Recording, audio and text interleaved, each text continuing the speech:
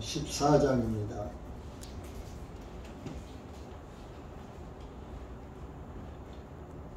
구약성경 1138페이지입니다. 사사기 14장 1절에서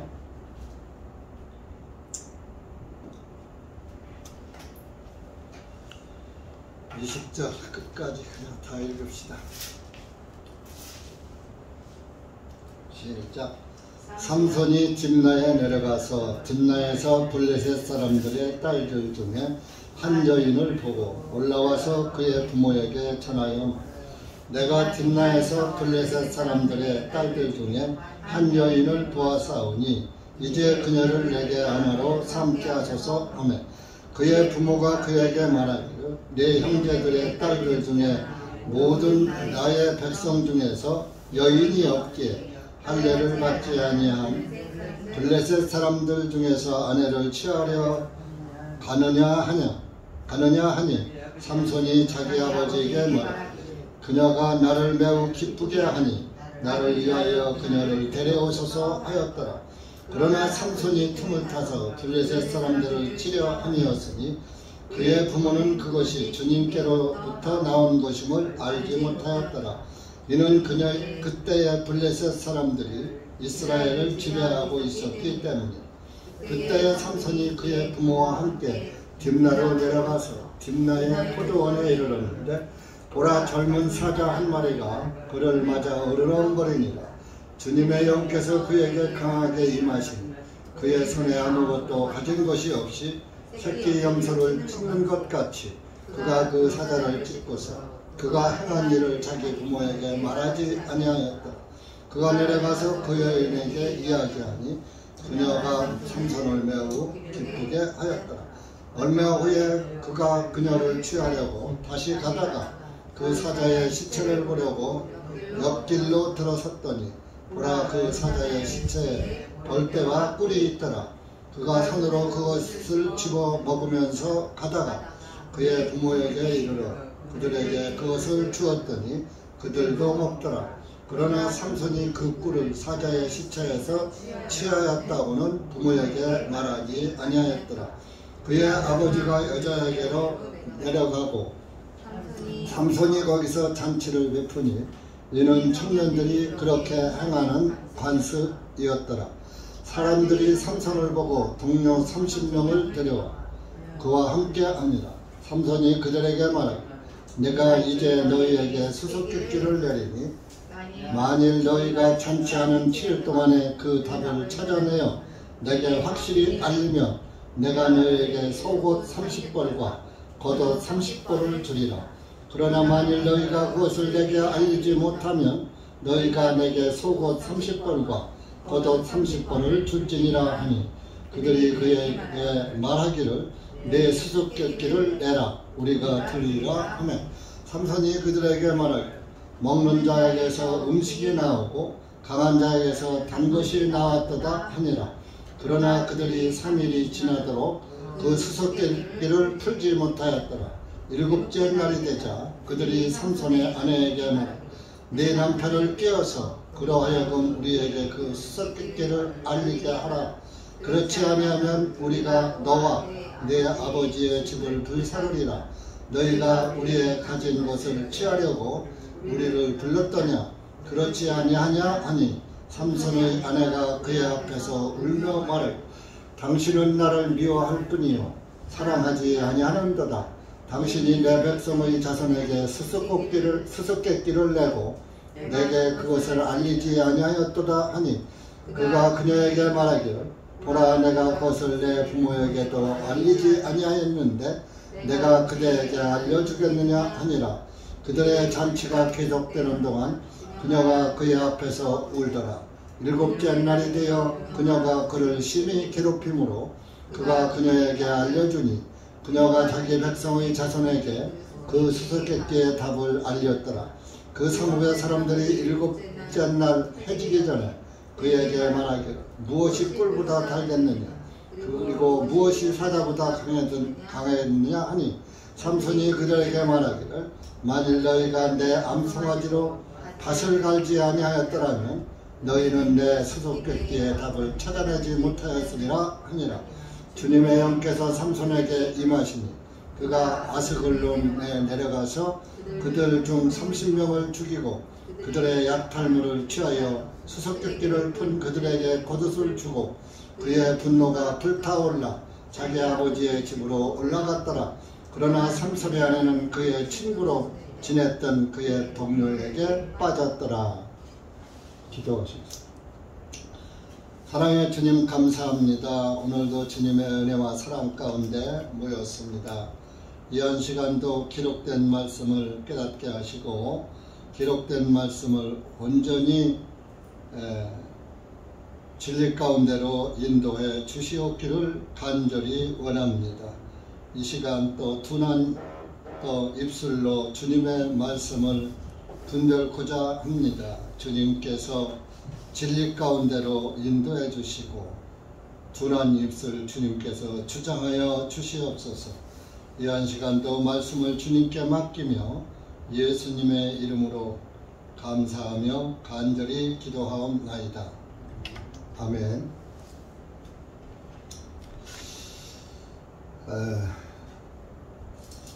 구약 성경은 모형과 그림자라고 했습니다. 구약 성경은 담겨진 뜻을 풀어서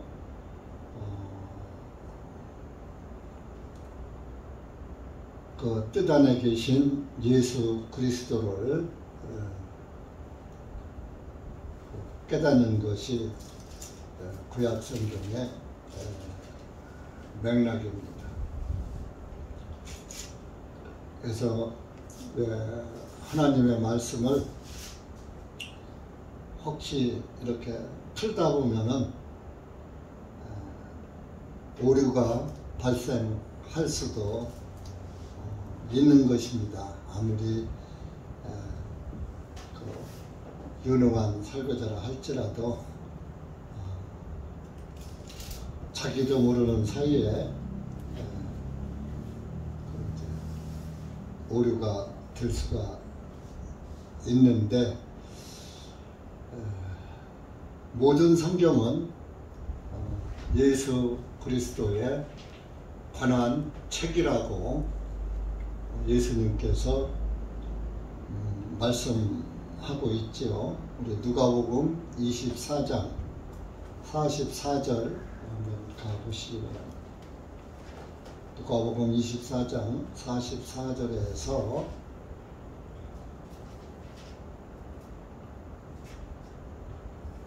48절까지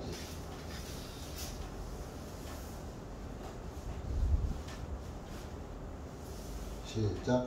주님께서 그들에게 말씀하시기를 내가 너희와 함께 있을 때에 너희에게 말한 바 모세의 율법과 선지서들과 시편의 나에 관하여 기록된 모든 것들이 반드시 성취되어야 하리라는 말씀들이 이것이라 하시고 그때 주님께서 그들의 총명을 열어 그들로 하여금 성경 기록들을 깨닫게 하시며 그들에게 말씀하시기를 이렇게 기록되었은즉 이와 같이 그리스도가 고난을 당하고 셋째 날에 죽는 자들로부터 일어난 것이 마땅하며 그의 이름으로 저희들의 회개와 저희들의 사함이 예루살렘에서 시작하여 모든 민족들 가운데 선포되어야 하리니 너희는 이 일들의 증인이니라.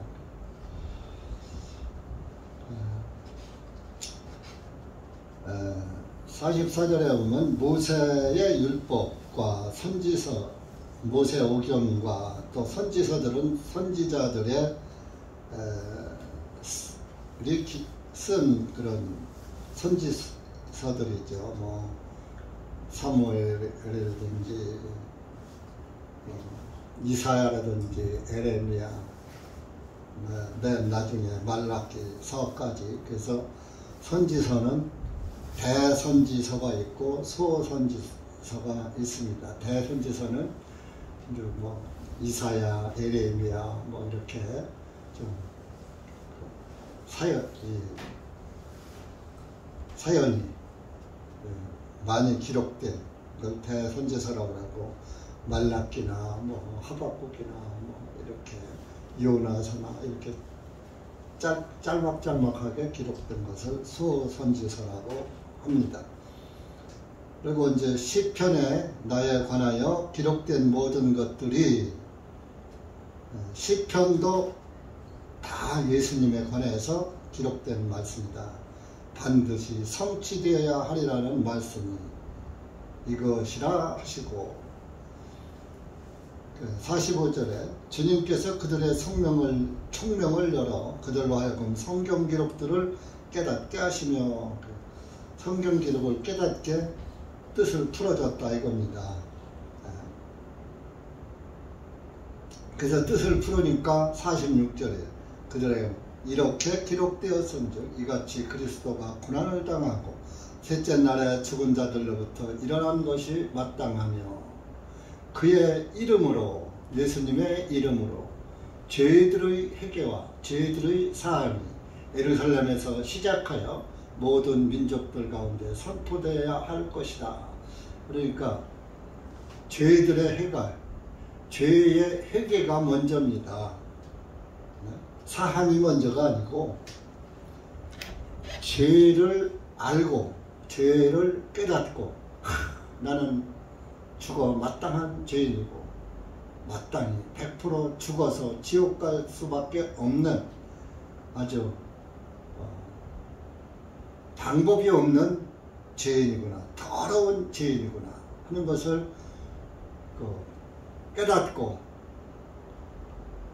그것을 거기에서 돌이키는 거예요. 이 죄에서 탈피할 방법이 없을까?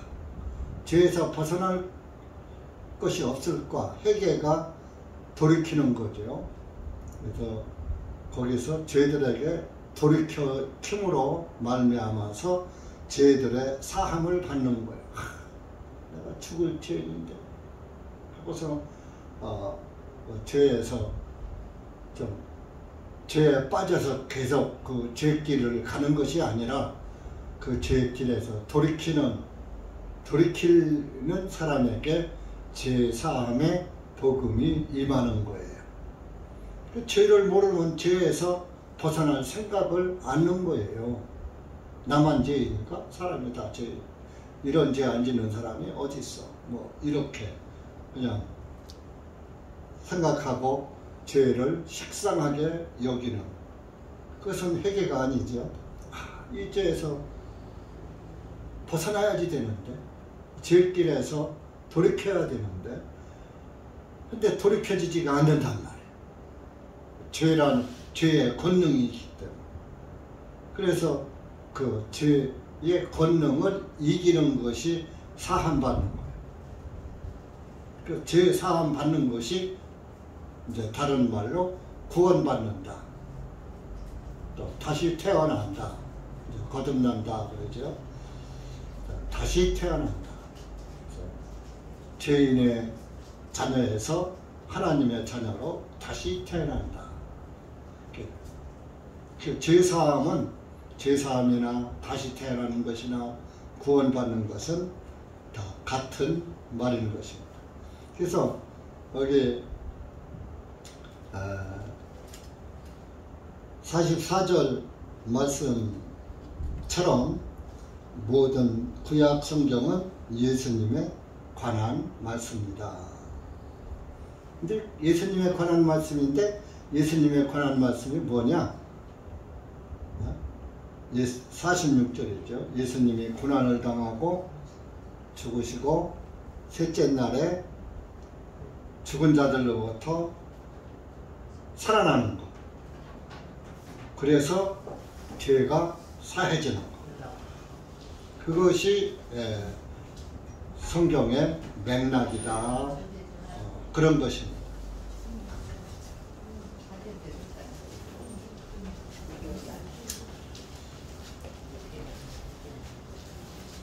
지난번 전화하신 분이에요? 네. 예. 그 성경 좀 같이 옆에서. 선 갖고 왔어요. 그래서 제가 지난번에 그 사사기 11장 한번 넘어가 보세요. 11장에서 입다의 딸 얘기를 했죠. 입다의 딸 얘기를. 입다가 전쟁을 하면서 암몬 자손과 그 전쟁을 하러 나가면서 하나님께 맹세를 했어요. 서원을 했어요. 만약에 이 전쟁에서 나를 이기게 해준다면, 이기게 해주신다면 내가 집으로 들어갈 때에 내 집에서 맨 먼저 나를 반기러 나오는 사람을 하나님께 번제물로 바치겠습니다 하는 그런 그 맹세를 했어요. 이제 성경에서는 맹세하지 말라고 그랬거든요. 구약 성경에서 하나님께서. 왜? 맹세는 지키지를 못하기 때문에. 어떤 사람도 자기가 맹세해 놓은 것을 100% 지키는 사람은 이 땅에 아무도 없어요. 그렇기 때문에 하나님은 지키지도 못할 맹세를 하지 말아라. 십계명에도 맹세하지 말지니라 그런 말씀을 했죠. 그래서 그런데 이 입다는 그걸 알면서 맹세를 한 거예요. 하나님께. 그것도 누가 자기 집에서 맨 먼저 나올지 알지도 못하는 상황에서 놔두세요. 알지도 못하는 상황에서 맹세를 했단 말이에요. 그래서 이 입다의 맹서가 우리 그 29절 11장 사사기 29절 보면은 주님의 영께서 입다에게 임하시니 그랬습니다. 하나님의 그 성령님이 입다에게 임했단 말이에요. 그래서 입다가 성령이 충만한 상태에서 있는데, 그 입다가 하나님을 믿었는데 믿으면서도 하나님을 100% 믿지 못한 거야. 하나님이 나와 함께 하시면 능치 못함이 없잖아요. 전지전능하신 분이 나와 함께 하니까. 그런데 그 믿음이 약해져 버린 거야. 왜? 세상을 바라보니까 암몬 자손이, 암몬 사람들이 이스라엘 사람보다 강하잖아. 이스라엘 사람으로서 암몬을 이기기가 어렵단 말이에요. 그러니까 자기 생각이 가미하다 보니까 하나님이 나와 함께 하시고 이기게 하실 것이라는 것을 잠깐 망각한 거예요. 실수한 거죠. 그러니까 사람은 완벽한 사람이 없는 거예요. 이 땅에는. 그러다 보니까 만약에 하나님이 이번 전쟁에서 암몬 족속을 내가 이기게 해주신다면 우리 집에서 맨 먼저 나를 반기러 나오는 사람을 하나님께 예물로 바치겠다. 그런 말을 한 거예요. 그 이제 이 입다도 도비라는 땅에서, 이스라엘 땅에서 벗어나서, 이스라엘에서 이 입다는 창녀에게서 낳은 아들 서자라고 그랬잖아요. 그러니까 이제 본처 적자의 아들들이 입다를 서자라고 내쫓아버렸단 말이에요. 그러니까 도비라는 땅에 가서 살다 보니까 하나님 믿는 족속이 아니죠. 하나님이 없는 땅에 가서 살다 보니까 거기에서는 우상 숭배가, 태양신 숭배가 만연했던 거예요. 태양신 숭배가 만연하는데 구약 성경에는 태양신을 바알신이라고도 하고 또 몰렉신이라고도 하고 하여튼 태양신은 이름이 많아요. 시대에 따라서 이렇게 달라져요, 이름이.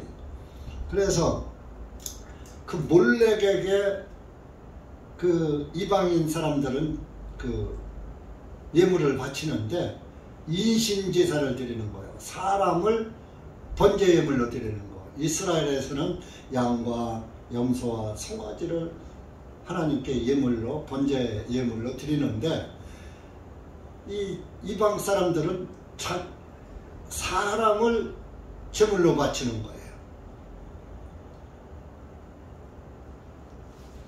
번제로 바치는. 그것이 뭐예요? 하나님을 모방을, 하나님의 백성들을 모방을 하는데 겉만 봤지 속을 몰랐던 거예요. 하나님도 아브라함에게 내 독자 이삭을 번제로 바쳐라, 그런 말씀이 있잖아요. 근데 하나님이 그 이삭을 번제물로 드리게 하셨어요? 아니잖아요. 번제물 아니고 한 마리 양을 따로 준비해서 그 양을 번제물로 대신 받으셨잖아요. 근데 이제 이방 사람들은 번제로 바치라고 한 것만 아는 거예요. 대속의 진리를 모르는 거예요. 대신 속죄해주는 대속의 진리를, 예수님의 진리를 모르는 거죠. 그러다 보니까 자기 자녀들을 불 가운데 집어 던져가지고 죽게 만들고, 자기 자녀들을 몰래 신에게 불태워 죽이는 그런 번제 예물을 드렸던 거예요. 그런 것을 입다가 눈으로 보다 보니까 자기도 모르는 사이에 자기 집에서 맨 먼저 나오는 사람은 누가 됐든지 하나님께 번제 예물로 바치겠다 그랬단 말이에요. 그랬는데 전쟁에서 이겼어요. 전쟁에서 이기고 자기 이제 집으로 돌아가는데 그 전쟁 소식이 자기 집 가설들에게도, 가족들에게도 전달됐을 거 아닙니까? 그러니까 그 입다가 전쟁에서 이기고 돌아오니까 맨 먼저 아버지를 맞이하러 온 딸이, 무남동녀 딸이 손에 조그만 북을 들고 북을 치면서, 춤추면서 아버지를 맞이하러 나오는 거야. 그러니 하나님께 맹세를 했으니 그 맹세를 안 지킬 수가 있나?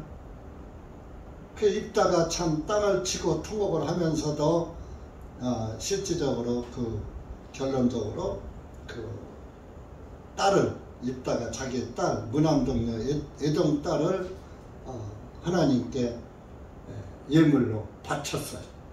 딸을 불태워서 죽인 거예요. 그러니까 잘못된 신앙이 자기 딸을 죽게 만드는 거죠. 그래서 제가 지난번에 말씀을 전하다가 여기서 제가 좀 실수를 했어요. 입다의 딸이 우리 교회에 죄를 사함받은 흠이 없는 교회의 모습으로 여러분들께 말씀을 드렸어요. 그랬더니 이제 그날 오후에 우리 사모님이 목사님한테 할 말이 있다는 거예요. 그래서 무슨 말이냐 그랬더니 자기가 옛날에 이제 서울에서 서목사님한테 말씀을 들을 때 입다의 딸은 이스라엘의 모습이라고 이렇게 기록을 하는 게 있다는 거예요. 그렇게 설교를 했다고. 그래서 이스라엘 민족이 예로 이렇게 봐야지 되지 않냐 이렇게 말을 해서 좀 제가 헷갈렸어요. 근데 이제 역시나 또 서울에 어떤 자매가 우리 홈페이지에서 많이 들어요. 옛날 우리 서울교회에 있을 때 이제 같이 이제 한 신앙생활을 했던 그런 전화를 엊그저께 통화를 했어요. 그랬는데 목사님한테 내가 좀 여쭤볼 게 있다는 거예요. 그래서 똑같은 얘기를 하는 거예요. 사모하고. 그 말씀에 조금 제가 부딪혔다. 그러냐. 그래서 우리 집사람도 같은 말을 했는데 그 부분은 내가 조금 잘못 해석을 한 것 같다 해서 제가 이제 서목사님이 이제 옛날에 추천해 준 책이 있어요. 이제 주석이거든요. 신구약 성경 주석인데 이제 이 매튜 헨리라는 그런 분인데 지금부터 약 한 400년 전, 1600년 전 그리스도인이에요. 근데 이분의 주석이 가장 그래도 복음적으로 성경적으로 잘 됐다는 거예요. 그래서 우리가 이제 신학교 다니고 그럴 때 주석을 보려면 주석도 뭐 기독교 백화점 가면 아주 많아요. 그러니까 그 주석가들이 신앙이 어떤 거에 따라서 그 해석도 달라지는 거예요. 그러니까 아무 주석이나 보면은 안 되니까 우리 복음 교회는 그래도 이분 매튜 헨리의 주석이 좋다. 그래서 이제 이거 신구약 했는데 이게 지금 전지를 살려고 그러면은 한 100여만 원 줘야지 주석 한 지를 살 거예요. 근데 이제 이 주석도 100%라고는 할 수가 없어요. 그분도 사람이니까. 여기를 보다 보면은 가끔 카톨릭 주교의 말도 인용을 한단 말이에요. 그래서 이제 그런 건 우리가 걸러버리죠. 카톨릭 뭐 이게 신부의 말도 이제 옛날 카톨릭 주교들도 성경 지식이 해박한 사람은 해박해요. 그런데 주교의 말은 이제 조금 우리가 걸르고 지나가죠. 그래서 이제 이 주석을 꼼꼼하게 제가 읽어봤어요. 했더니 이스라엘도 아니고 교회도 아니고 이 매튜 헨리 박사는 이렇게 말을 했어요. 어떤 학자는 매튜 헨리가 이제 하는 말이에요. 어떤 학자는 이 일을 위대한 제물로 바치셨던 그리스도의 일에 비유하고 있다. 즉 입다의 딸이 처녀였던 것 같이 그리스도는 깨끗하고 결백하셨으며 우리를 위해 저주받으시고 그의 아버지에 의해 제물로 바쳐졌다. 그러니까 뭐요? 예수님도 하나님의 아들로 오셔서 아버지의 뜻에 따라서 우리의 번제 예물이 되셨잖아요. 예수님이. 그래서 예수님으로 봐야지 된다라고 했는데 제가 가만히 참 기도하며 성경을 참고해 본 결과 이 말이 맞는 것 같아요. 그러니까 입다의 딸도 입다의 그 맹서 때문에 하나님께 번제 예물로 바쳐진 것처럼 예수님도 하나님의 아들로 무남 독자라고 그러잖아요. 독자, 애아들이라고 그러잖아요. 그 아들로 오셔서 아버지의 뜻에 따라서 저와 여러분의 죄를 친히 담당하시고 번제 예물이 되셔서 죽으셨다. 그 말이 조금 제 생각에는 합당하더라고요. 그래서 그 처녀는 이 입다의 딸 처녀는 시집을 안 간 처녀니까 깨끗한 처녀잖아요. 그래서 이제 저는 깨끗한 처녀, 흠이 없는 처녀, 흠이 없는 교회로 왔는데 또 이스라엘로 본 것도 있고 그런데 여기에서 그 입다의 딸이 처녀였던 같이 예수님께서도 깨끗하고 결백하고 우리를 위해서 하나님 아버지의 뜻에 따라서 저주받고 제물로 바쳐졌다. 이것이 제일 합당한 것 같아요. 그래서 여러분들이 해석은 여러분들이 자유롭게 하시되, 저는 이 맥주엘 주석에 비춰서 이 말이 맞다. 입다의 딸같이 하나님께 복종해서 내 뜻대로 마옵시고 아버지의 뜻대로 행하소서 하신, 하옵소서 하신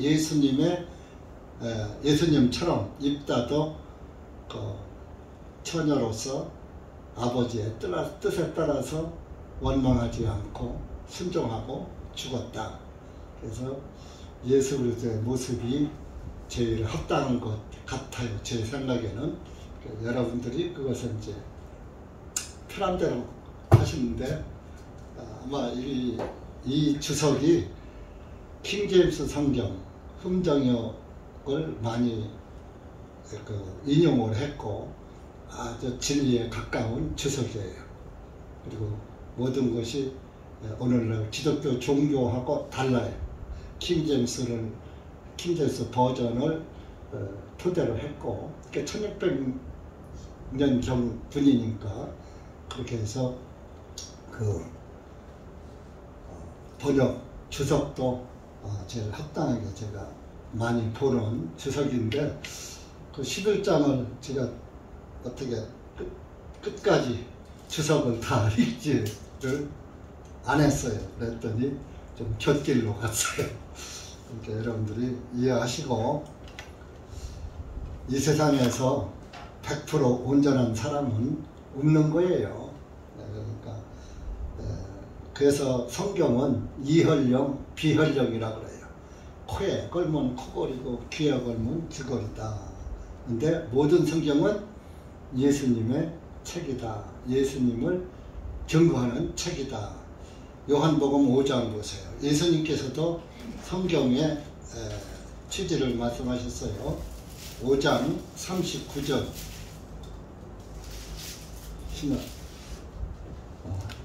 요한복음 5장 39절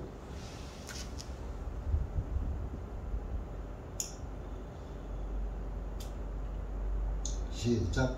성경 기록들을 상고하라. 이는 너희가 그 안에서 영원한 생명을 얻는 줄을 생각하기 때문이니 그 성경 기록들이 곧 나에 대하여 증거하느니라. 성경 기록은 다 예수님에 관해서 기록한 것이다. 예수님 빼놓고 성경을 보면 안 돼요. 그래서 구약 성경도 예수님 이야기고 신약 성경도 예수님 이야기고 다 성경은 예수님의 이야기다. 그래서 그 모든 성경은 예수 그리스도의 구원을, 또 성경은 구원을 얘기하고 있죠. 구원을 얘기하고,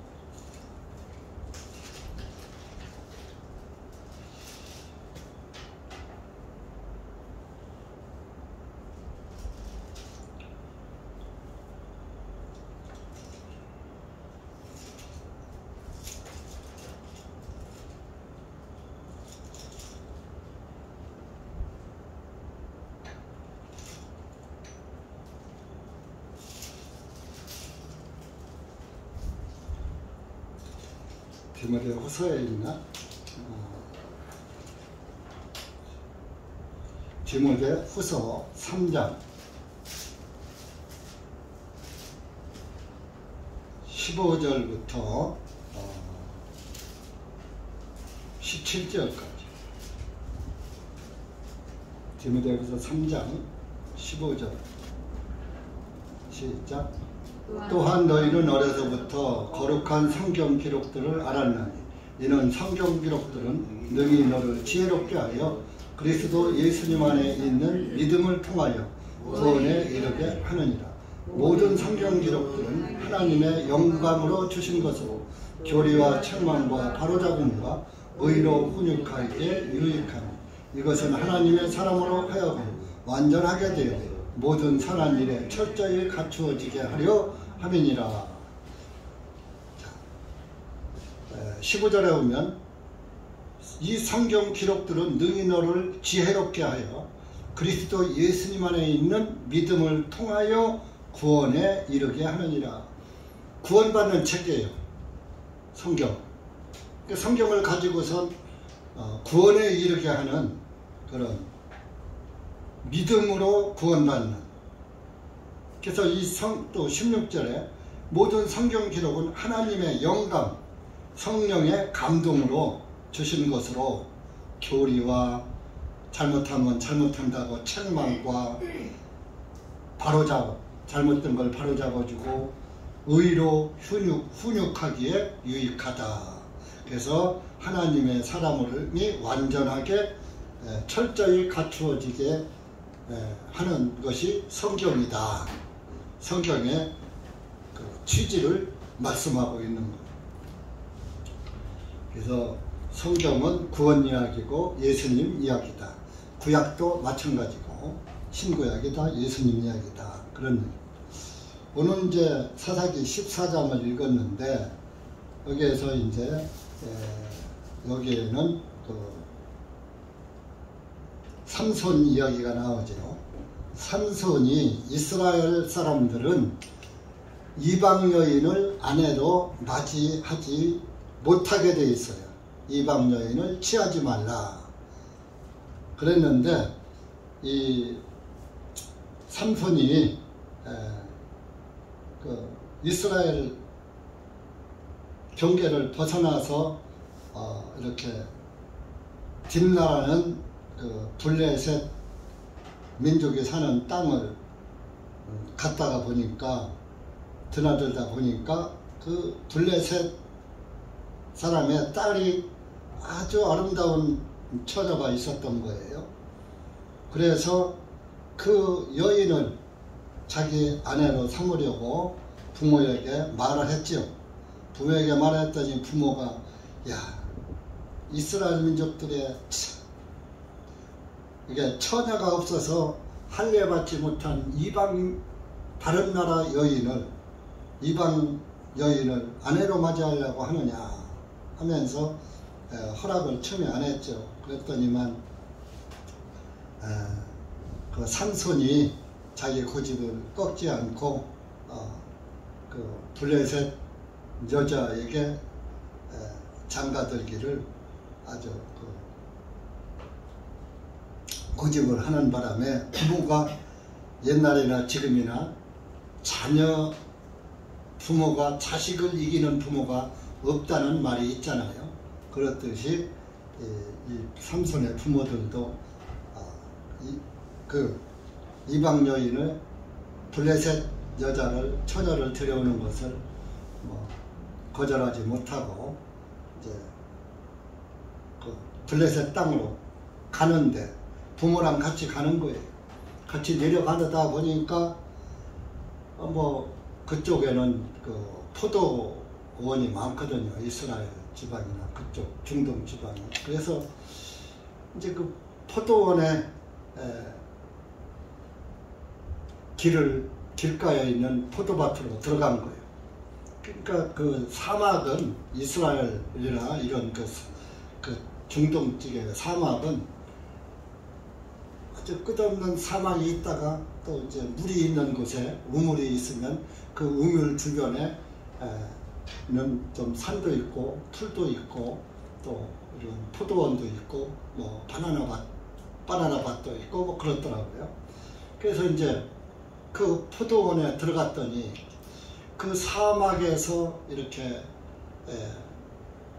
그 놀던 사자 새끼 한 마리가 포도원에 와서 웅크리고 있었다가 사람이 들어오니까 덤벼드는 거예요. 삼손에게. 이제 삼손에게는 하나님의 그 영이 함께 하니까 그 삼손은 아무것도 뭐 가진 게 없죠. 착할 그런 것도 없고 무방비 상태에서 그 사자 새끼를 두려워하지 않고 손으로 찢어서 죽였어요. 염소 새끼를 찢어서 죽이듯 그렇게 쉽게 죽이듯 사자가 젊은 사자라고 되어 있어요. 이렇게 젊은 사자니까 사자 새끼라고 보죠. 새끼 사자. 어느 정도 좀 크겠죠. 그래서 염소를 찢듯이 사자를 찢어서 죽였어요. 그러고서도 부모한테 가서 이야기를 안 했어요. 내가 사자를 잡았다 뭐 이런 얘기도 안 했어요. 삼손에게는 그것이 별로 큰일이 아니니까. 그래서 얘기하지 않고서 갔는데 그 다음에 이제 예중에 얼마 후에 그 포도원을 또 지내가 된 거예요. 부모들하고 같이 이제 장가를 가는 길이지요. 가는 길에 포도원을 지나다가 이 사자를 죽인 기억이 생각이 나니까 내가 죽인 사자의 시체가 그대로 있나 다 썩어 엎드렸나 하고서 그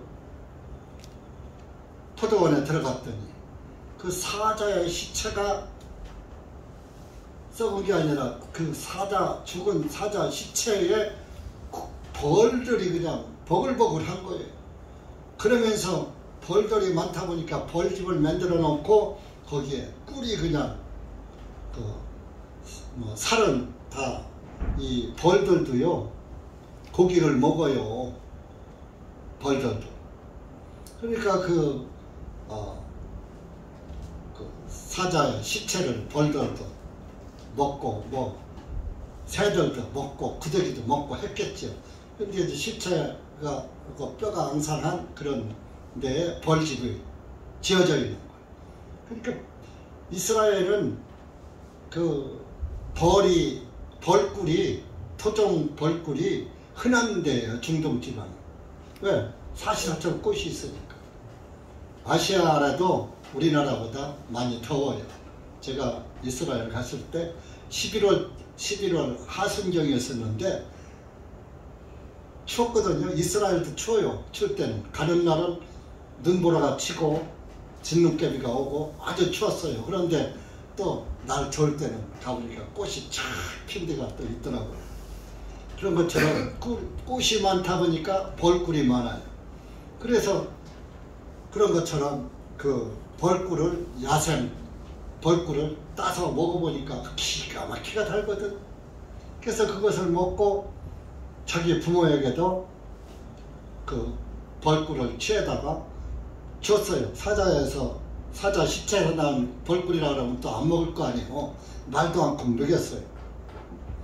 그러고서 이제 장가를 가는데 그쪽에 그 블레셋 사람들의 풍속이 이제 시집을 가고 장가를 오면은 그 동네 청년들이 그 신랑의 지혜와 그 사람이 어떤 사람인가를 알아보려고 와서 그들과 이제 대면을 하고 교제를 합니다. 그 10절에 보면 삼손이 거기서 잔치를 베푸니 이는 청년들이 그렇게 행하는 습관이었더라 그랬어요. 그 사람들이 삼손을 보고 동료 30명을 데려와 그와 함께 하리라. 30명의 청년들이 몰려온 거예요.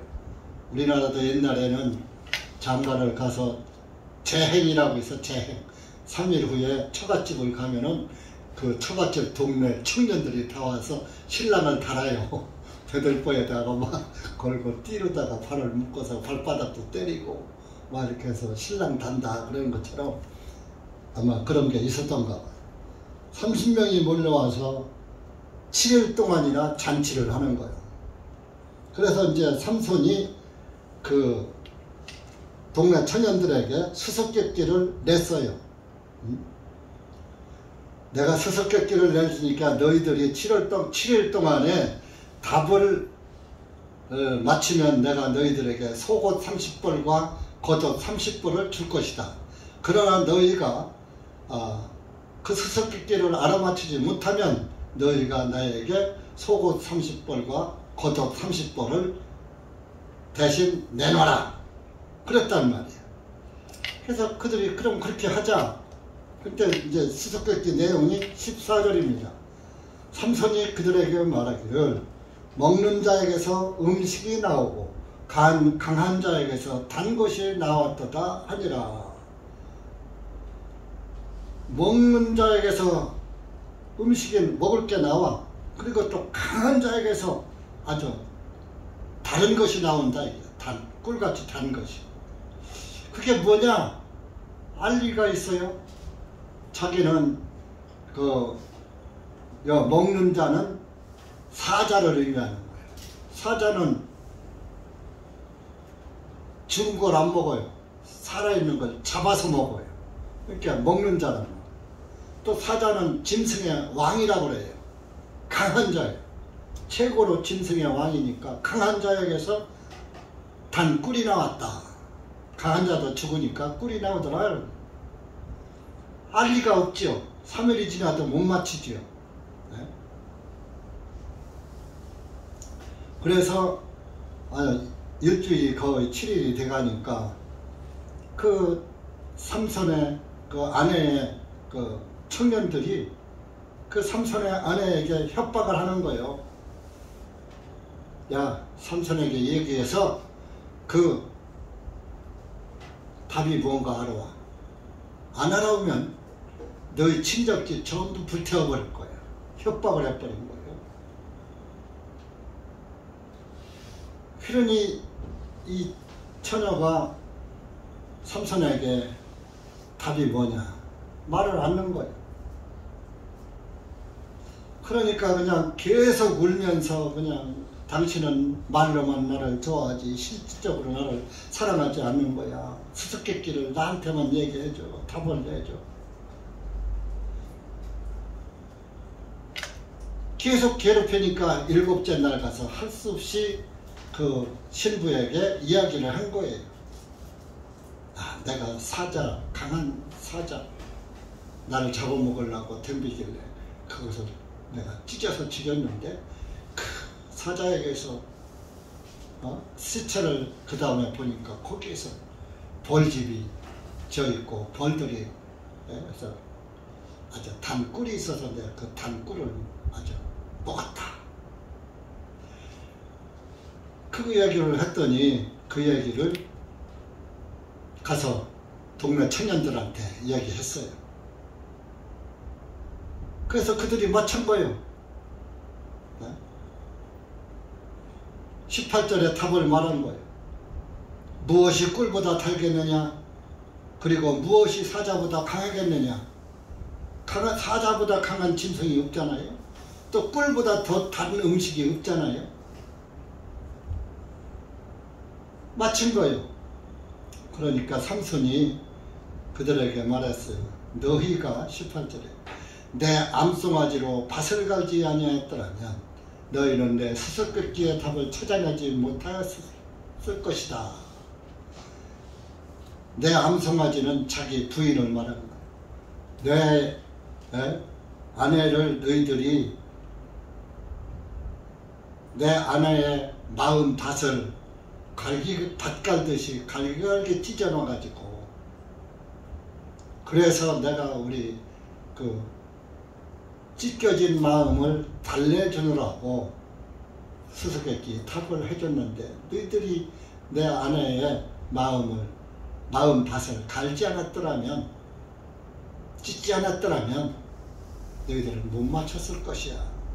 그래서 삼손이 이제 반대로 속옷 30벌 겉옷 30벌을 해줘야 하잖아요.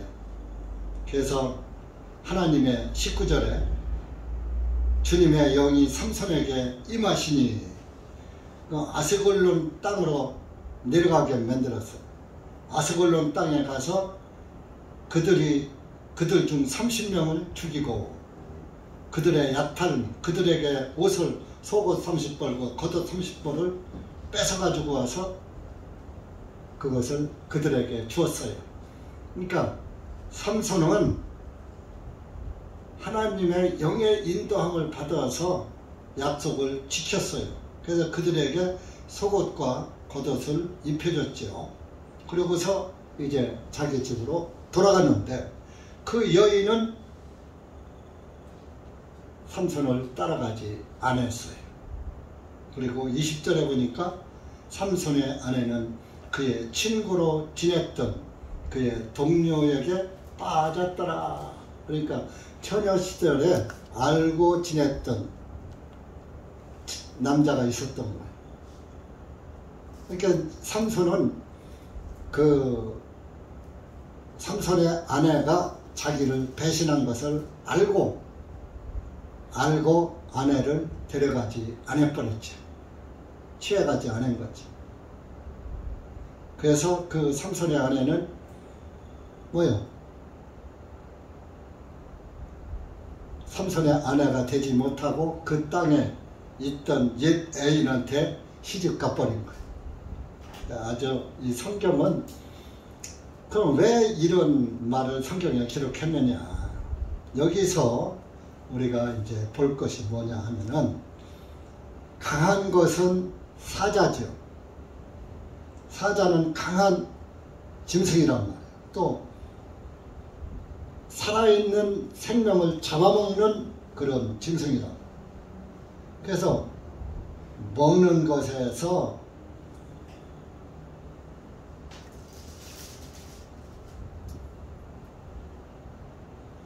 그 음식이 나오고 강한 것에서 꿀이 나왔다. 이제 그런 얘기를 가 있는데 보세요.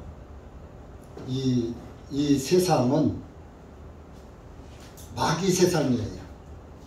그래서 사탄이 오는 사자와 같이 두루 삼킬 자를 찾느니라 그런 말씀이 있죠. 에베소서에. 그래서 이 세상은 저와 여러분의 영혼을 사탄 마귀가 잡아먹으려고 항상 덤벼들고 있어요. 사자같이. 그것을 찢어버린 분이 예수 그리스도예요. 사탄의 권세를 이기신 분이 예수 그리스도란 말이에요. 그래서 마귀 권세를 이기셨죠, 예수님.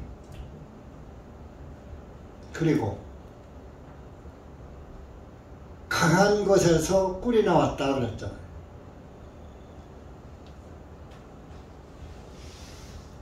우리가 사자같이 강한 그 육신을 가지고 있어요. 우리의 육신은 사자같이 강해.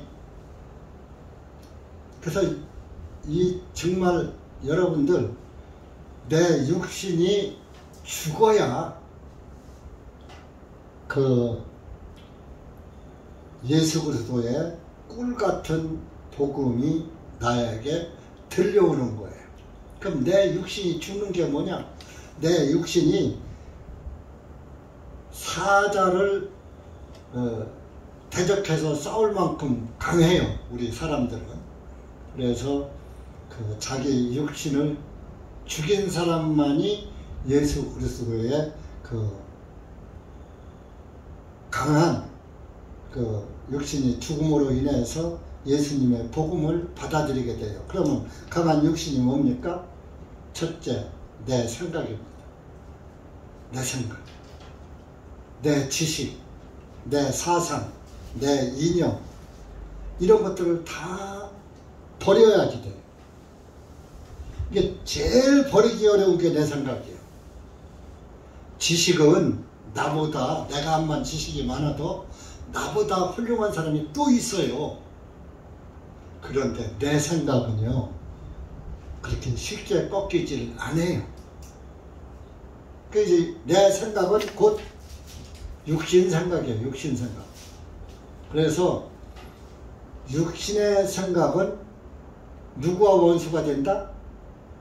하나님과 원수가 된다 그랬어요. 하나님한테도, 하나님 말씀에게도 덤벼드는 것이 육신 생각이라니까요. 왜? 자존심 때문에.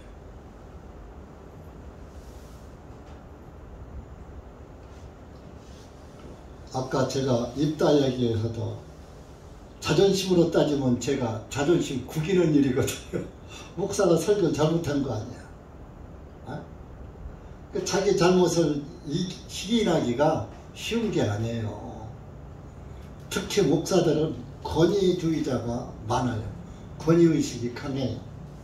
근데 또 목사가 또 권위가 없으면 또 목사가 그 전하는 말씀이 권위가 안 서. 그러다 보니까 목사들이 권위를 많이 내세요. 그래서 교인들 앞에서, 형제자매들 앞에서도 거룩한 척하고 아주 점잖은 척하고 말도 조심하고 행동도 조심하고 그 권위를 나타내요. 왜? 권위가 있어야 내가 전한 말씀이 권위의 말씀으로 상대방에 전달이 돼야 상대방에 약이 되니까. 이제 권위주의, 그러다 보니까 권위주의로다가 흐르다 보니까 목사의 권위가 아주 꺾기가 어려워요.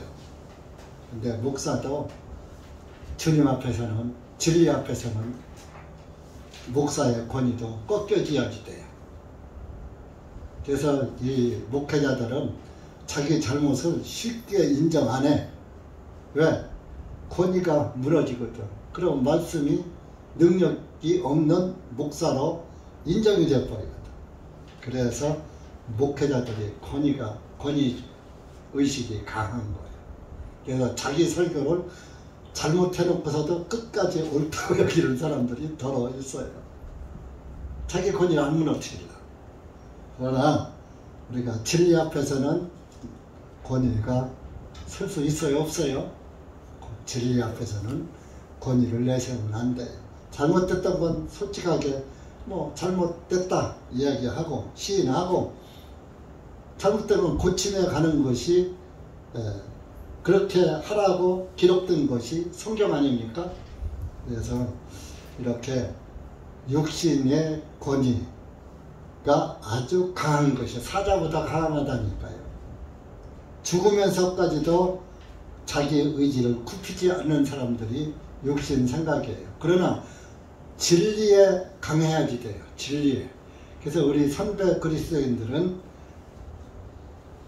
진리가 아닌 것은 끝까지 진리를 고집하고 생명을 걸고 예수 그리스도의 복음을 위해서 우리 선배 그리스도인들은 진리 때문에 죽은 그리스도인들이 6,800만 명이다. 로마 중세 시대에 영세를 받지 않는다고, 그 니들 영세받아 침례받지 말고, 그 교황 앞에 가서 영세만 받으면 죽지 않을 것도 침례 때문에 죽게 만들었다. 침례를 고집하다가 순교했어요.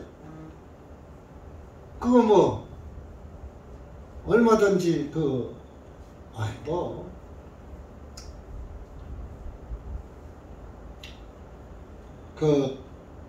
갈릴레오가 노아 교황 앞에 가서, 그때는 천동설이거든. 지금은 지동설을 말하지만, 갈릴레오가 지구가 태양을 돈다. 그러니까 교황이 잡아다가, 너 이놈, 지금도 지구가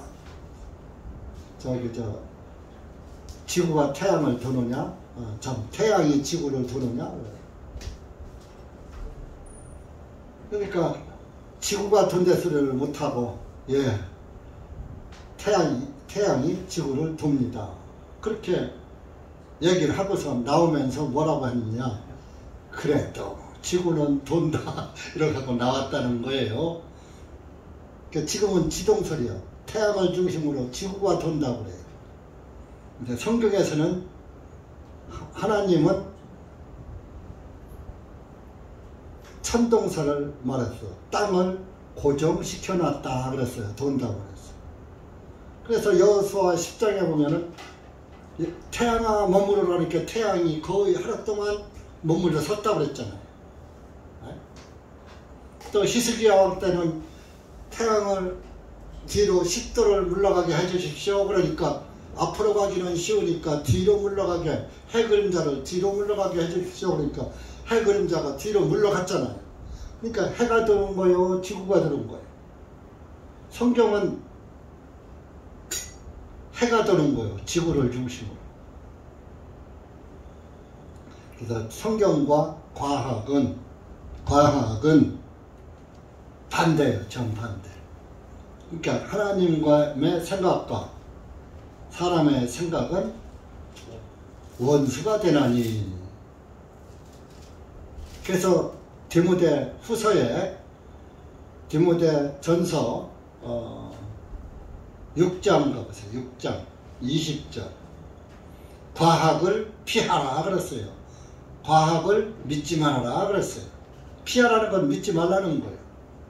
근데 오늘날 과학을 또 안 믿을 수도 없잖아요. 첨단 과학 시대다 보니까. 그래서 학생들은 뭐 그냥 학교 가르치는 대로 하고, 우리가 성경 믿는 것은 성경을 믿어야 되겠죠. 20절 시작. 오 디모데야, 내게 맡겨진 것들을 지키되 불경스럽고 헛된 말 장난과 거짓되게 과학이라 불리는 것의 반론들을 피하라. 이것을 내세우던 어떤 자들이 믿음에 관하여는 잘못하였느니라. 은혜가 너와 함께 있을지어다. 아멘. 과학이 사이언스 믿지 말라 이거예요. 과학 피하라 하는 걸 믿지 말라 그래요. 개혁성경은 믿지 말라 그랬어요. 근데 지금 시대에 과학을 안 믿으면은 이단 돼버리죠. 이단. 그러니까 우리 예수 믿는 사람, 예수님을 믿는 사람들은 예수님이 제자들에게 그런 말씀했잖아요. 너희는 뱀같이 지혜롭고 비둘기같이 성결하라. 그러니까 우리가 지혜롭게 대처하되 성경은 100% 고수해야지 되는 거예요. 굳이 태양이 돌고 지구가 돌고 그게 중요해요? 그러나 우리의 믿음은 태양과 지구를 만드신 분의 말이 맞을까요? 보는 사람의 말이 맞을까요? 만드신 분의 말을 믿어야 되는 거예요. 예수 하나님을 창조주로 믿는다. 그러니까 근데 지금 그리스도인들도 성경을 믿습니까? 성경을 안 믿어. 말로만 성경 믿지 성경을 깨닫지 못하니까 안 믿는 불신의 길로 가고 있는 거예요. 오늘의 기독교도. 한국 기독교도 따지면 한 8, 90%가 성경대로 안 믿어요. 예수님을 믿는다면서도 예수님 안 믿는다니까요. 자기들은 믿어. 그런데 그들의 행위는 안 믿는 행위를 하고 있는 거예요. 여러분들 한 군데만 하고 마칩시다. 마태복음 7장 보세요.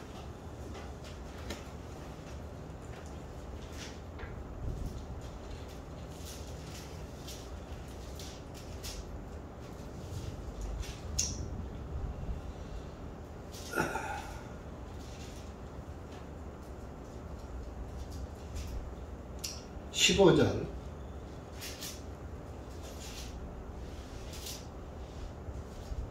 15절부터 20절까지 시작. 거짓 선지자들을 조심하라. 그들은 양의 옷을 입고 너희에게 나아가라. 그 속으로는 약탈하는 이들이라. 너희는 그들의 열매로 그들을 알지니 사람들이 가시나무에서 포도를 모으고 엉겅퀴에서 무화과들을 모으겠느냐. 이와 같이 선한 나무마다 선한 열매를 맺으나 부패한 나무는 악한 열매를 맺는. 선한 나무가 악한 열매를 맺을 수 없고 부패한 나무가 선한 열매를 맺을 수 없느니라. 선한 열매를 맺지 아니하는 나무마다 찍혀서 불 속으로 던져지리라. 그러므로 너희는 그들의 열매로 그들을 알리라. 열매로, 그들의 열매로 그들을 알 것이다. 그들의 신앙생활을 보면은 저것이 선한 열매인지 악한 열매인지를 알 수 있는 거예요. 어떻게 해서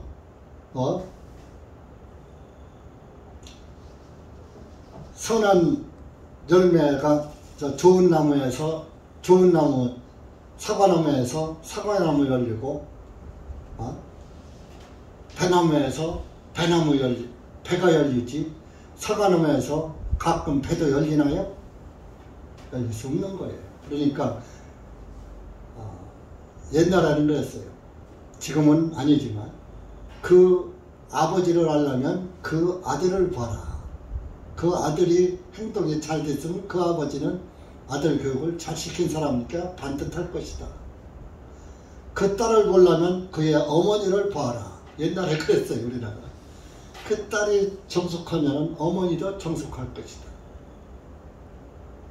그런 말이 있어요.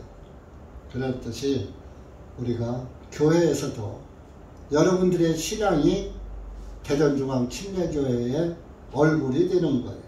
여러분들이 대전중앙침례의 교회의 열매예요. 여러분들의 신앙을 밖에 나가서 잘 선한 열매를 나타내야지 되는 거예요. 그 선한 열매는 바로 예수 그리스도이시오. 예수 그리스도를 잘 올바르게 증거하는 그런 그리스도인이 될 때 선한 열매가 되시는 겁니다.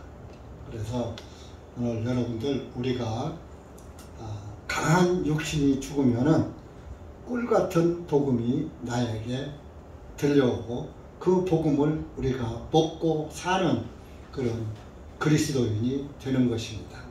오늘 사사기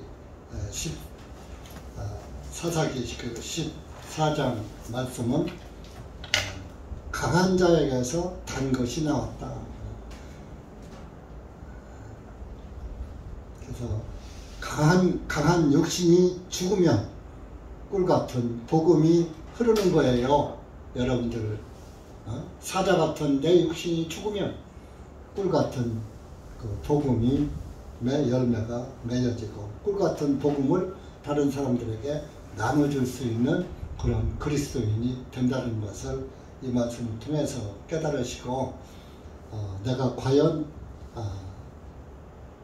단 것을 다른 사람들에게 나눠주는가, 아니면 쓴 것을, 못 먹을 것을, 썩은 것을, 부패한 것을 나눠주는가. 여러분들이 이 말씀을 통해서 자신을 돌아보시고 우리 주님을 바라보시기 바랍니다. 기도합시다. 하나님 아버지 감사합니다. 오늘 우리가 사사기 14장 말씀을 통해서 짧은 시간에 주님의 말씀을 증거했습니다. 주님께서 이 둔한 입술 주장해 주심을 감사하고 또 잘못된 것은 바로잡아 주심을 감사합니다. 우리가 항상 예수 그리스도를 증거하고 예수 그리스도의 증인으로 살아가지만 어떤 때는 또 육신의 쓴 열매를 맺을 때도 있을 줄 압니다. 쓴 열매 맺을 때는 가차없이 따버리고 선한 열매 맺어서 예수 그리스도의 열매를 찾는 심령들에게 선하신 예수 그리스도의 성령의 열매를 나눠주는 교회가 될 수 있도록 은혜 베풀어 주시옵소서. 예수님의 이름으로 감사하며 간절히 기도합나이다. 아멘.